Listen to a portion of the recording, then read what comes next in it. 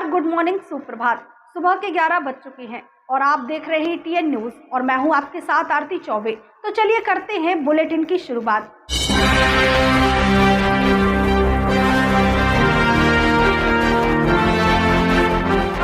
जिले में अपराध और गुंडागिर्दी की घटनाएं थमने का नाम नहीं ले रही हैं। ताजा मामला दमोह के अजाक्स थाना क्षेत्र का है, जहां थाने के ही सामने एक युवक ने सरेआम बाइक सवार बुजुर्ग की बेरहमी से पिटाई कर दी। हैरानी की बात यह है कि यह पूरी घटना वहीं मौके पर मौजूद लोगों ने अपने मोबाइल में कैद कर ली और वीडियो सोशल मीडिया पर तेजी से वायरल हो गया। वायरल वीडियो में साफ देखा जा सकता है कि किस तरह युवक बुजुर्ग को चांटे, घूंसे और लातों से मारता रहा। इस दौरान बुजुर्ग ने युवक के पैर पकड़कर माफी भी मांगी, लेकिन आरोपी युवक ने जरा भी रहम नहीं दिखाया और बेरहमी से उसे मारता रहा। चौंकाने वाली बात यह है कि घटना अजाक्स थाना के सामने हुई, लेकिन मौके पर ना तो कोई पुलिसकर्मी नजर आया और ना ही किसी ने बुजुर्ग को बचाने की हिम्मत दिखाई। इस घटना ने जिले की कानून व्यवस्था पर एक बार फिर गंभीर सवाल खड़े कर दिए हैं। जिस थाने के सामने यह घटना हुई, वहां तैनात पुलिसकर्मी आखिर क्या कर रहे थे?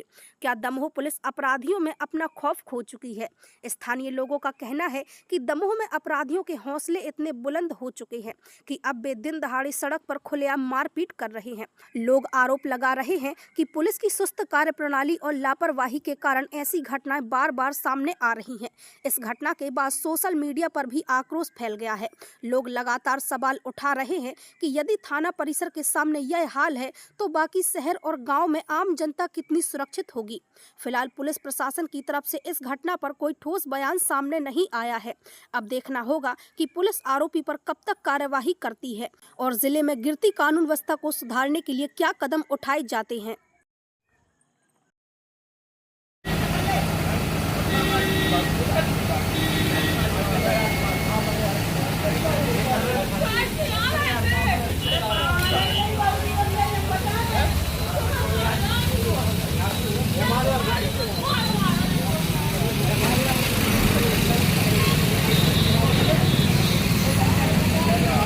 दमोह से इस वक्त की सबसे बड़ी और सनसनीखेज खबर सामने आ रही है। मिशन अस्पताल में फर्जी डॉक्टर और अवैध कैथ लैब संचालन के मामले में राष्ट्रीय मानवाधिकार आयोग यानी NHRC की रिपोर्ट ने पूरे प्रशासन और स्वास्थ्य विभाग की पोल खोलकर रख दी है। रिपोर्ट में साफ कहा गया है कि मिशन अस्पताल में फर्जी कार्डियोलॉजिस्ट डॉक्टर NKM जॉन उर्फ नरेंद्र विक्रमादित्य यादव ने करीब 14 मरीजों की हार्ट सर्जरी की थी, जिनमें से 7 मरीजों की मौत ऑपरेशन के दौरान हो गई थी। आश्चर्य की बात यह है कि इतनी बड़ी लापरवाही के बाद भी दमोह पुलिस ने केवल एक मामूली FIR दर्ज कर मामले को रफा दफा करने की कोशिश की। NHRC ने इसे नियमों के खिलाफ मानते हुए 7 अलग अलग FIR दर्ज करने की सिफारिश की। इस रिपोर्ट में फरार मिशनरी अजय लाल की भूमिका भी उजागर हुई है। हाल ही में अमेरिका से वायरल वीडियो में उसने खुद कबूला कि उसके दमोह पुलिस से गहरे रिश्ते थे। उसने यहाँ तक कि ये भी कहा कि कथित SP नया नियम नामक किताब पढ़ते थे और पुलिस से उसे पूरा संरक्षण मिलता था। In this last year, more than ever before, I have been standing among the huge national officials and heads of the police department. One of the police department head of the police department who was in my city, he became friend, and we would have coffee together, and we would share our faith. And he had respect for me, and I started giving him the New Testament, and he would read and call me. So one day he called me around 10:30. He said, "Can you come to my office now?" And I said, "Am I going to be arrested?" And he said, No, come. So I went there, and he said, "I want to tell you something. I had a group of 15 extremists, and they were very strong, and they said, you need to arrest these people and Ajay and entire team, and you need to shut down the work of Central India Christian Mission because they are threat to our religion. They are converting Hindus and Muslims. They are destroying our culture. You need to stop." And he said, "Oh yeah, I'm also," the superintendent of police said, "I'm also a high caste Hindu. I'm with you. I'll do anything to stop them. But can you do some things for me? Help me. If you help me, then I'll shut this mission down." इसके बाद दमोह में हिंदू संगठनों में भारी आक्रोश फैल गया और प्रशासन के खिलाफ ज्ञापन सौंपे गए।